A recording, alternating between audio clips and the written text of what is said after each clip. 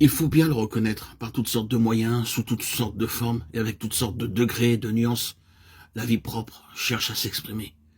Cette conscience d'être quelqu'un qui est si horrible aux yeux de Dieu, ce besoin de notoriété, ce désir constant de paraître à l'avant-scène, cette vie charnelle, en un mot, dans ce qu'elle a de plus affreusement subtil, dispose de mille et un moyens de revenir à la surface, même chez les plus spirituels des enfants de Dieu. Très souvent, c'est leur spiritualité même qui devient pour eux une occasion de se faire remarquer. Qui n'a pas éprouvé une fois ou l'autre ce besoin de sainteté inspiré par le désir inavouable de voir les autres remarquer notre sainteté? Qui ne connaît cette forme de zèle chrétien qui cherche surtout à recueillir les murmures approbateurs de l'entourage? Voyez comme il se dépense pour Dieu.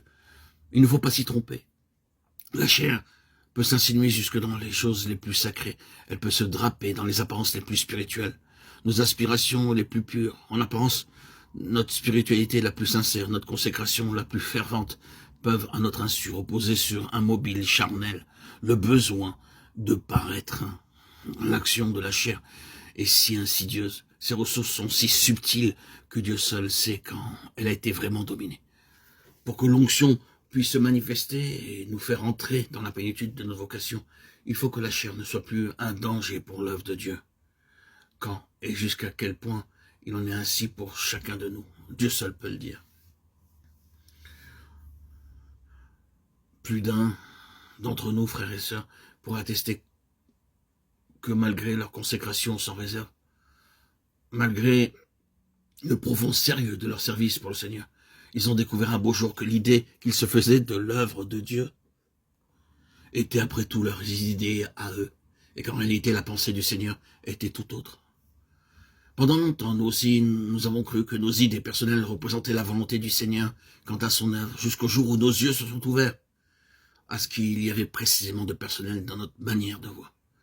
Nous étions absolument persuadés que nous étions dans la volonté de Dieu. Mais un jour, pour nous ouvrir les yeux, il dut nous faire passer par une de ces épreuves salutaires qui font apparaître au dehors ce qui est au dedans. Et nous fûmes bien obligés de reconnaître que malgré notre parfaite sincérité, nous étions pas dans la pensée de Dieu, au point où nous nous l'imaginions. Par quel chemin, par quel creuset n'a-t-il pas dû nous faire passer pour obtenir de nous enfin ce cri d'abandon? N'importe quoi, Seigneur, n'importe quoi, pourvu que ce soit toi qui le fasses.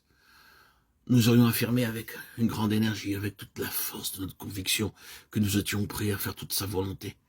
Mais pour peu que le Seigneur nous mit à l'épreuve, pour peu qu'il nous requit d'abandonner telle ou telle tradition solidement enracinée ou telle attache qui nous paraissait parfaitement légitime, pour peu qu'il nous dit « Cela aussi, maintenant, tu peux le mettre sur l'autel.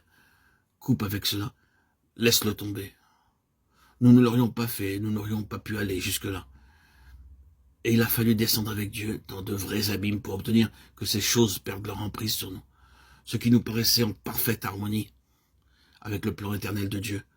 Nous avons dû un jour accepter de nous en séparer.